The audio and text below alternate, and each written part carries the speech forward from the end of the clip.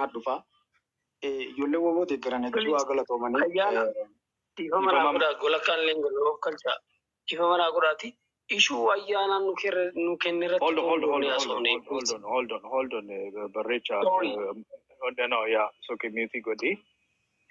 Namni dogoggoreen naanis akka dogoggoru ayyamuuni ofiisaati science on its own. Dogoggoris bakka itti dhaabamu nan beeka waan ta'eef yeroo isaa fudhatee dubbachaa jira. Ishuu isaa irratti inni waan hin tuqne immoo kan ofii keetii irratti dubbatamaa galatoome ayyaana fayyaa nuti yeroo dheeraa si gammannee jirra sirraa hedduu gammannee uummataa fi ijoollee teenya tanas gubbaa deeggaruuf jecha wal nyaachaa ture walitti tokko gootee jidduu teessee afaan bareedaa akka waliin dubbatan gochuudha hedduutti gammannee garaarraa'ee dhaaba kamaa deeggaru qaama kamaa deeggaru hedduu gammadee jira Oromoon sitti. Maaliif naamusa eeganii akkasitti dubbachuun hedduu bareedaadha.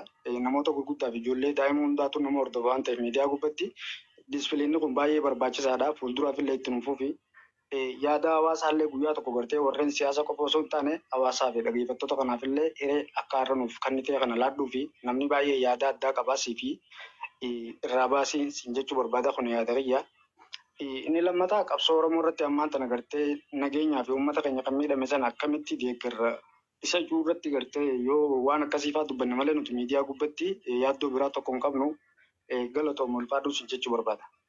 Fayyaa ta'e ulfaaduu kiyya. Amma Faraj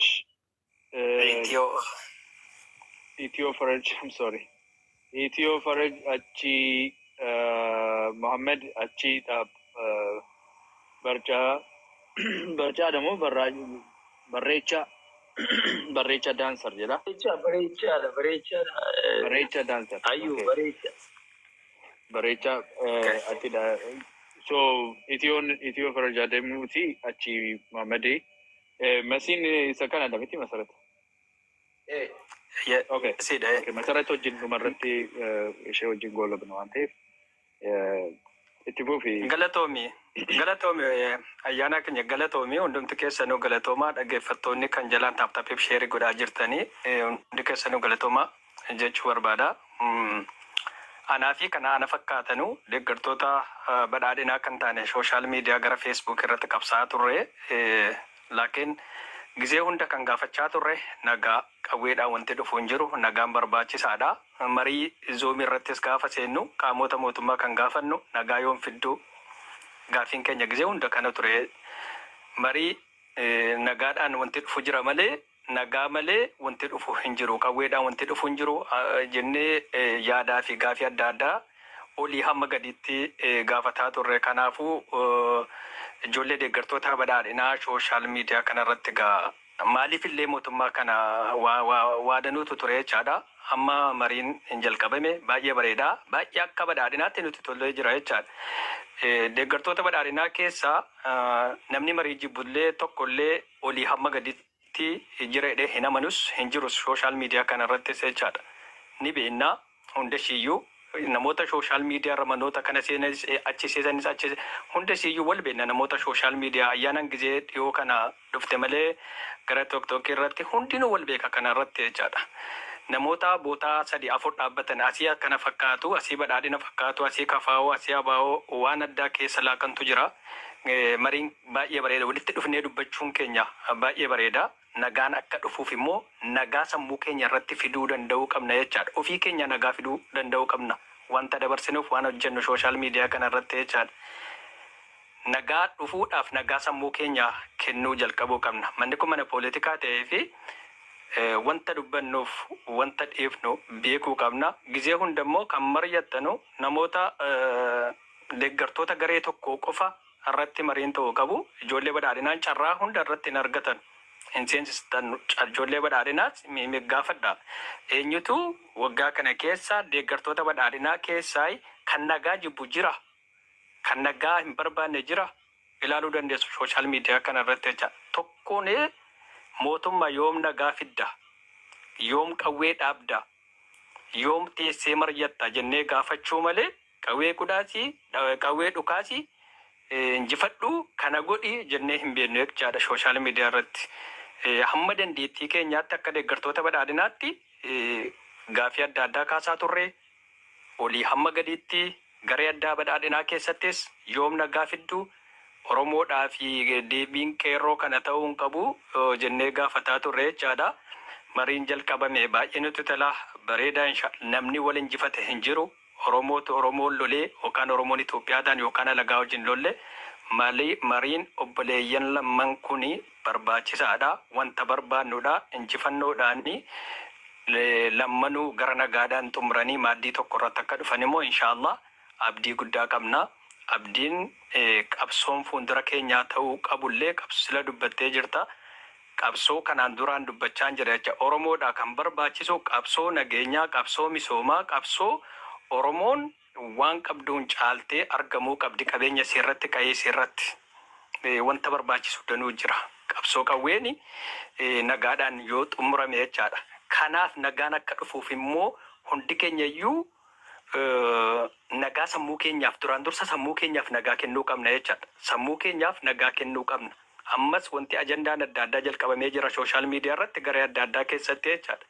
Jarri sun nu ganee jarri kun kana hojjetanii no. Mootummaan isin injifanne jarri qawwees hin injifanne. Oromootu injifate walakkaa keessatti kun gaafii Oromooti. Oromootu nagaa gaafataa ture. Oromootu nagaa nuu kennaa jedhaa ture. Kanaafi mootummaan isin injifanne jarri qawwees hin injifanne. Oromootu injifate akka farajamanutti kun gaafii Oromoo gatii ta'eef Oromoon nagaa barbaadaa fi gaafa marii kanarra gaafa jiraattan immoo ijoollee badhaadhinaa irraattis jaata fudhaan namoota badhaadhinaa irrattis namoota bootaa tokko. Okay. Namoota ajandaa tokko irra utuu hin deeman badhaadhina irra tokko deeggartoota adda addaa jira. Kan mana tokko keessattuu ni beekta yaadni adda addaa jiraata. Mana poolitikaa yoo ta'e immoo badhaadhina irraa tokko kafaa'oo deeggara irraa tokko waboo deeggara irraa tokko haala kanaan utuu marjannee sooshaal miidiyaa kana irratti jijjiirama guddaa fiduu dandeenya jedheen amanaa. Naaf galatoome ayyaana dhufuu keetiif sooshaal miidiyaa kana irratti. Thank you. Fayyaa ta'e ulfaadhu. Faraj kanatti aansee Muhammad. Hayyee galatoome ayyaana yeroo iddoo si barbaada ture, si soqaa ture, si argadhe. Waliin turre sandura gaafa miidiyaa kan kee eegalteellee guyyaa sana waliin turre na een yaa gara dhimma addaatti gundeebi'uu kanuma dhagahuunu amma fakkeenyaa fi waa'eema araara kana dhagahuunu waan tokko waan guddaadha keessattuu sabni keenya bakka lamatti naannoo lixaa keessatti fi asiin gara Gujii kana keessatti rakkoo guddaa ka argaa jiru saba. Arbi lama yoo waltumu kan miidhamu margan na kana keessatti ummatan miidhamaa jira. Jarri nagaadhaaf gatta'anii waliin dubbachuu eegaluun waan guddaa. Rabbi immoo kana keessatti dabalamee jara lammanuu afaan jaraa wal qixxeessee Rabbi akka milkeessu du'aa gochuudha. Kanaan achi akka dhaamsi tokkotti illee mootummaadhaaf illee kan dhaamuu barbaadu maa inni at least warra mana hidhaa keessa jiran sanallee silaa jarallee jara wajjinis mariin silaa eegalame yookiin furmaanni wayii kennameef maaliif mana hidhaa sana waliin turre yeroo biyya jiru jechuudha. Namoota torba Kennasaa Ayyaanaa ni ukkubaa, Daayit Abdataallee ni ukkubaa, Gadaa Gabbisaanis ni ukkubaa, Mikaa'el Booranis akkasuma bakka fayyaan qaban harki caalu namoota gurguddaadha.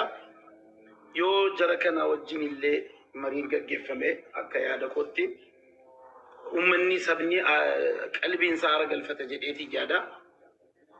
Maaliif jarallee achi lafa keessee asii immoo wanti eegalame bareedduudha. Wanti amma haalli irra jiru takkatu furmaata sila argatee eenyu buufata mootummaanis ni buufata warri boboos ni buufatu. Sabni immoo irra caalaa sabni ni injifata ni buufata. Maaliif nagaa argata. Qotee nyaachuu danda'a. Ijoollee isaa mana baqaraatti ergee mana barumsaatti ergee yaaddoo keessaa ba'a. Yeroo ammaa kana keessa eenyu akka ijoollee dhahaa jiru hin beekamu. Ijoolleen nagaan mana qaraatii deemtee hin deebitu. Qotee bulaan nagaadhaan dhaqee qotee ol deebi'uutti hin jiru. Daldalaan nagaadhaan beeyaqee daldalee deebi'uutti hin jiru. Rakkoo cimaa keessa jira uummanni beektaa. Rakkoo kana keessa kan inni bahuu danda'u waraanni gaafa dhaabbatedha. Gaafa gandii nagaa ta'edha.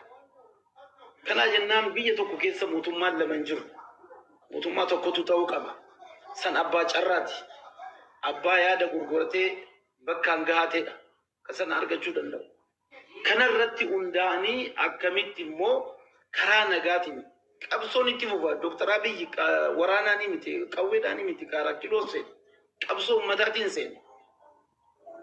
Dirqamaa miti waraanni yeroo keessattuu yeroo ammaa yeroo uummanni dammaqee jiru akkamitti mirga isaa akkatti kabachiisuu danda'u. Ni beeka uummanni gaafa dubbiin jabaatee dhufe jechuudha. Kana jennaan warri bosona jiranus uummataaf yaadanii mootummaan keenyas uummataaf yaade at least 50% karaa walakkaa walii deemanii waan walii galan waan waloo qabnaami hundinuu Oromoodhaaf qabsoofna jedhu qaamni lammanuu. Kana jennaan inni biyya bulchus maqaa Oromootiin aangootti ba'e, inni bosona jirus maqaa Oromootiin bosona galee. Kana jennaan Oromoo kana giddu gala godhanii waan gaarii yoo nuuf fidanii araara nuuf fidanii dhufan dhugaa uummanni kanarratti rabbiin kadhachuu qaba. Wanti ta'uu qabu kanan jedha. Ammas irra deebi'ee kan mootummaa gaafadhu warra maneedhaa jiranis irraanfachuu hin qabuun jedha.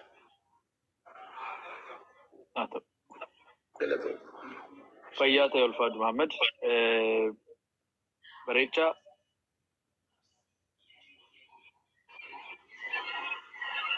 Bareechaan jirta akkam nagaadhaa bareechaa?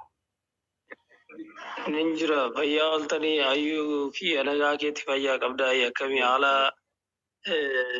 ifa malee daa godhaati keessummaa miseensa kanaan gochuu keessatti guddaa ulfaadhuu galatoomii baay'een si galateeffadhaa. Yaaddoleen ati kaaftuu fi aayidoloojiin ati tarkaanfachiiftu dhugaa rabbitti baay'ee waan an jaaladhu baay'ee waan itti gammadudha. Kanaaf atiqqaatu daqiiqaa takkitti toon hayyamtee bareeda. Sidiqisiifadhaa keessatti osoo hin ta'in yaada sammuu namni qabu keessatti ilmoon namaa yaada uumamaa rabbi kenneef sanatti fayyadamee yaada dhugaa irratti hundaa'ee qabu irratti fayyadamee yoo nama barsiise yookiin immoo karaa nama qabsiise baay'ee namatti tola, baay'ee nama gammachiisa, baay'een jaaladha. Anillee piroofeshinii kana keessatti piroofeshinii siyaasaa keessatti illee gahee guddaan qabu. Garuu immoo arsaatti kafaleera, arsaa guddaatti kafaleera. Kana jedhee haasa'uun barbaachisu iddoo kanatti maaliifin yaadni iddoo kanatti ka'e iddoo kanatti immoo furmaata argachuu qaban jedhu wayiin yaada qaba. Nagaamaami? Nagaama turuu. Ayyuu kiyya maal dubbachuun barbaadanii waa'ee dhimma tokkummaa ilmaan Oromoo keessatti mataa walitti qabuun sun dirqama. Waa'ee dhimma yeroo dhiyoo waggaa 5 asitti Oromoon arsaa kafalee yookiin immoo kun itti du'ee kun aangootti argatee kun itti dadhabee otoo hin ta'in ayyaadachuu qabnuu fi duubatti deebi'uu qabnu waggaa 40 fi 50 dura san keessatti ilmaan Oromoo hedduun arsaatti kafaltee baay'ee itti dadhabee miidhaa guddaatti argame fi sana booddee immoo sadarkaa marra gaame kanarra gaame keessatti marii akkamii qabaachuu qabnaan jedhu sanii sammuu keessatti ofitti fudhachuu qabnu malee yaaduma dheengaddaa kanaas finnee yookiin immoo yaaduma kaleessaa kanaas finnee mari'achuun kun tokko ishii otoo achi bal'ifnee yaadneen jedhu san of keessaa qaba. Allammataa immoo yaada waloo qabaachuu qabna. Yaada bittimaa miti an qabaachuu qabnu. Yaada waloo qabaachuu qabna. Naasiniin jedhu yaada biyyummaa, yaada global ta'e yaada waliigalaa qabaachuu qabna malee ganda kana qe'ee kanaa baluuf wallolee naannoo kanaa baluuf wallolee osoo hin ta'in araarama guddaadha. Namni ilmoo namaa ta'ee namni araara jibbuun jiru dachii kanarratti. Guddummaan keenya inni guddaan rabbi nu kennus Rabbi nuu kennes araara kadhachuudha. Rabbitti araara kadhachuudha. Kan san caalaa immoo ilmoon namaa sammuun keenya iyyuu araara barbaada. This positive energy yoo qabaanne eenyumattu araaramuu dandeenya nuti. Hiriyaa keenya nu bukkee jiru. Hojii piroofeshinii qabnu keessatti hiriyoottan keenya waliin qabnu, maatii keenya waliin qabnu, obbolaa waliin qabnu, walloollee araara qabaachuu qabda. Akka biyyaatti miti. San rabbi jaalata. As deebiitii immoo isaan deemaniitii mari'atanii araaramanii waa'ee araara jibbiinsa biraatu uumamaa jira jennee sammuu keessatti yaaduun qabnuudhaan ani yaadifama naa godhaati. Waa biraa of keessatti otoo yaaduu qabaachuu baanne araarummaa isaanii san otoo jaalanneeti rabbi araarsan otoo isaanii godheetidha. Kan biraa immoo wannoo kana warri qabne. Okay, yeroon fita deddiifama naa godha anan godha. Deeqaa tokko qabda si yaadachiisu. Ayyuu kiyya carraa kana keessatti hirmaachuu kooti guddaa galatoomaa baay'een sin galateeffadha. Yeroo biraatti carraa kana keessatti hirmaadhee haasaa bal'aa akka waliin haasofnu abdiin qabaa. Guddaa galatoomii yaada gabaabaa Oromoon akka tokko ta'u nan barbaada. Diina hin qabnu. Diinni keenya immoo ayidoolojii keenyaan immoo akka injifatamu nan beeka. Thank you guddaa galatoomii. Fayyaa ta'e ulfaadhu bareechaa. Okay, hundumtuu keessan dubbattaniittu masii masarata akkam nagaadha? Akkam jirtan keessanuu fayyaadha akkamii? Nagaadha jirtu. Baga wal arginee ayyaana galatoomii ani har'ansi argee mana keessa dhufee soomaammee galatoomii waan dhaamsa qonaa geessee fi waa'ee egaa dhimma amma adeemaa jiru kanarratti yaada hin kennine anis akka ogummaa koos haa ta'u akka waa'ee Oromoo nama beeku tokkotti itti dhiyeenyaanis waaniin hordofuuf waaniin beekuu fi homaa jedheen beeku tibba kana jechaadha. Sana dura garuu baay'ee hordofaan ture. Waa'ee araara kanaas baay'ee ni deeggaraa ture.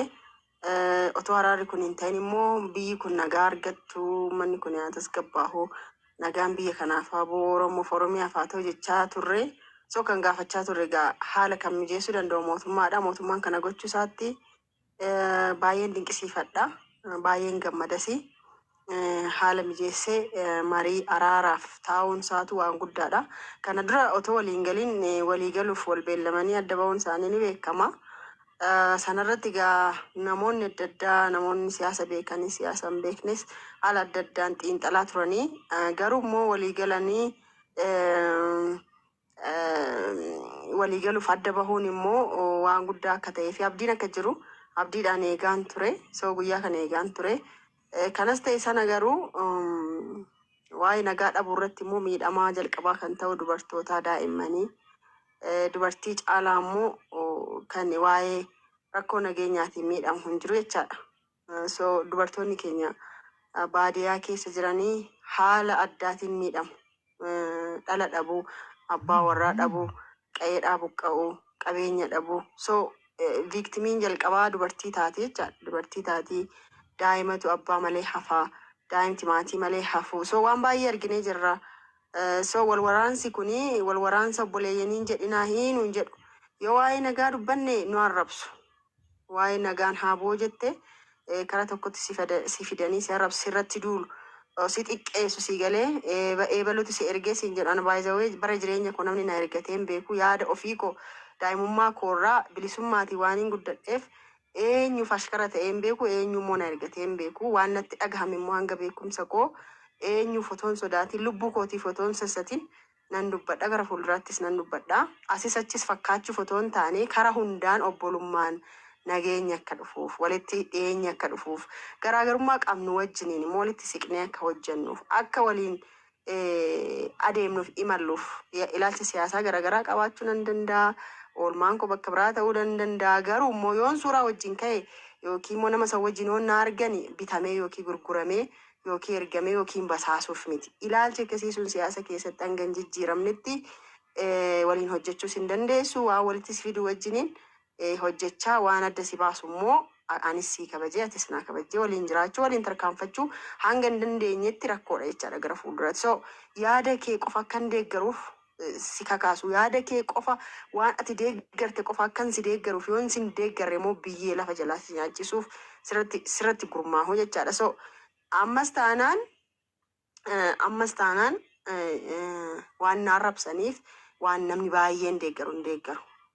Waan namni xiqqaan deeggare garuu dhugaa ta'eef immoo duubatti hin deebi'u jechaadha. So maaltu nu barbaachisa? Nageenyi nu barbaachisa. Nageenya barbaaduuf immoo qawweetiin waggaa meeqa yaalle miti hin dandeenye. Waggaa baay'ee ture. Namoota baay'ee qaqqaalii, hayyoota siyaasaa, qabsaa'ota waraana gurguddaa tu baay'eetu irratti wareegame jechaadha. Hanga ammaa qawweetiin wal mo'uu dadhabne. Qawweetiin karaa tokkotti bahuu waan dadhabneef so maaltu nu barbaachisa? Namni nuffee jireenyi hin qaala'ee baadiyyummaan namni magaalaa jiraatu biyya isaa dhaquu hin dandeenye siyaasni gargar nu baase nu faffacaase nu qoqqoode wal nu jibbisiise wal nu hamachiise so maaltu nu barbaachisa araara kana akkamitti eenyu maal barbaada warri oboo maal barbaadu mootummaan maal barbaada akkamitti waliin hojjetu waa waloo waliin qaban maali Oromiyaa waa waloo waliin qaban ummata so ummanni maal barbaada ummanni waan barbaadu san irratti waliin taanii akka seencharii ammarra jirrutti akka ilaalcha siyaasaa addunyaan itti tarkaanfatutti waliin mari'atanii gara araaraatti yoo dhufan maaltu dhalata addunyaa kamtu rakkoo fida araara jechuun waa'ee araaraa haasa'uun maaltu gantummaa nama geessa omtu hin jiru jechaadha so wantoota akkasii beekumsaan ala xiinxallutu rakkootti nu fide jechaadha so nama siyaasaaf kennine garummoo waan nama siyaasaa qofa ta'eef siyaasa waa'ee siyaasaa qofa akka dubbatu namni kun immoo waan biraa akka hojjetuu fi waa'ee nageenyaa hundi keenya bakka deemnetti waa'ee nageenyaa yoo labsine abaaramuu yookiin arrabsamuu hin qabnu. Ani fakkeenyaaf baay'ee mormaan ture hidhamees jira itti dararamees jira waa baay'ee itti dhabee jira jireenya meeqatti dhabee jira. Kana gaafin siin jedhu kaafaa'ottis miseensa ta'ee jira.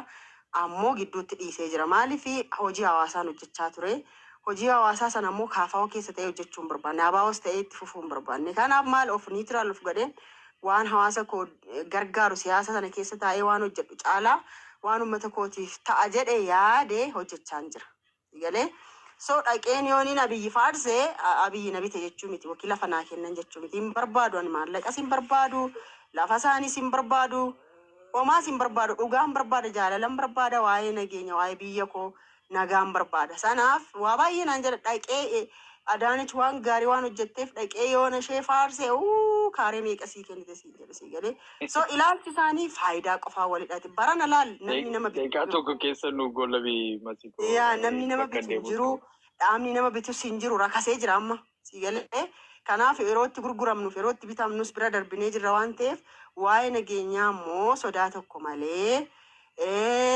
akka nu faarsaniif akka nu abaaraniif otoo hin taane waa'ee nageenyaa dhaabannee falminee nagaan nu barbaachisaa araara nu barbaachisaa waan irratti walii galtan irratti walii galaatii ummataaf biyyaaf nagaa kennaa jechuun barbaada naaf galchaa galatooma. Fayyaa ta'e ulfaadhu gaazexaa baruu manni kun manuma ummata Oromooti. Namoonni baay'ee mana PPT jedhu namoonni baay'ee immoo mana abbaa barbaadan yaa jedhani. Ani mana kana keessatti hundumtuu dhufee yaada isaa mari'atee kabajaa wajjin Oromummaan irraa calaqqisa taanaan haasofnee nagaadhaan yaadi isaayyuu bishaata haa ta'u bishaata baachuu haa dhabaatu nama siyaasa beekuu haa ta'u namni tokko siyaasa hin beeku inuma lubbuuma isaatu hawwa waan ta'eef dubbata. Garuu wal dhaggeeffachuun kunis ofiisaati beekumsa barbaada. Beekumsa jechuun beekumsa isa dubbisanii school intellectual literal otoo hin ta'in isa xinnoo of beekuu fi ofirraa of qofachuu qofa like maayinni qusannaa barbaachisa. Xinnoo yaada keenyas qusachuutu nu barbaachisa. Abaluun dubbatee nu camcara kan qabu taanaan dubbiinsaa afaansaa irratti qabuun gaarii miti. Abaluun waan dubbatu xinnoo moo waan dubbannu wajjin waliin fakkaatu taanaan utaallee dhiituunis barbaachisaa miti gaafa biyyoo lafa jalaa sinaachisuu barbaadu jettu na kolfatu na qabate. Siyaasni keenya achi jira amma. Ani utuma dubbadhu utuma si faarsuu namni yes jedhee utuma si faarsu booksii masitti naqaachuman harkama akkasii qabeen achumaan booksiitti naqa dogoggortee waa jetteennan xinnoo soo of qusachuun kuni barbaachisaadha walirraa of qusachuutu barbaachisaadha. Diina irratti yoo akkas hin taanu akka walirratti taanuuf soo isa xinnoo hogannaa like ogeessa ta'uu barbaada calluma dee oomishnee waan fidnu miti waan ta'eef wal barsiisaa walirraa barachaa adeemnuun jedha. Masii waanuma sirrii dubbattee manni kun mana Oromooti. Gaafa mana PP ta'u immoo grand opening goonee laanchii faasiin affeerree kan kaafaa'oo ta'eera yookiin kan PP ta'eera yookiin immoo kan abaa'oo ta'eera jennee isinitti himna. Ammasitti kan Oromooti itti fayyadama. Kanuman isin jechuu barbaada. Yaadonni tokko ka'aniiru.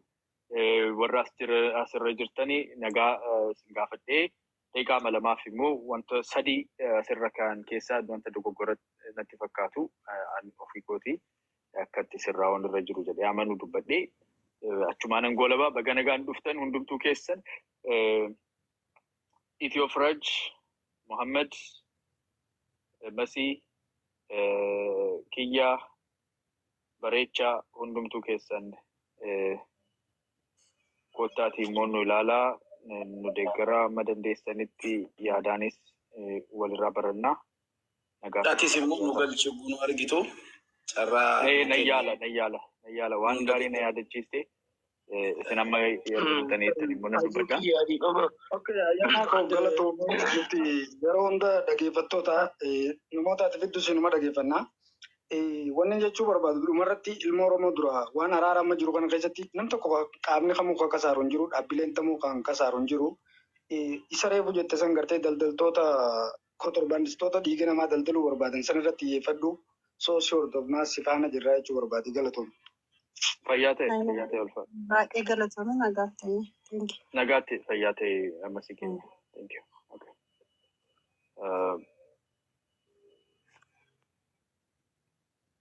All right. Egaa kana fakkaata ture warri as dhuftanii nu wajjin mari'achuudhaaf geestii argitanii dhiifama guddaa egaa nama hundumaa gashuunis rakkisaadha. Yeroo biraa immoo akkasitti namoota amma yoonaa galanii hin beeknee wal barachuudhaaf waliin mari'achuudhaaf ni yaalla.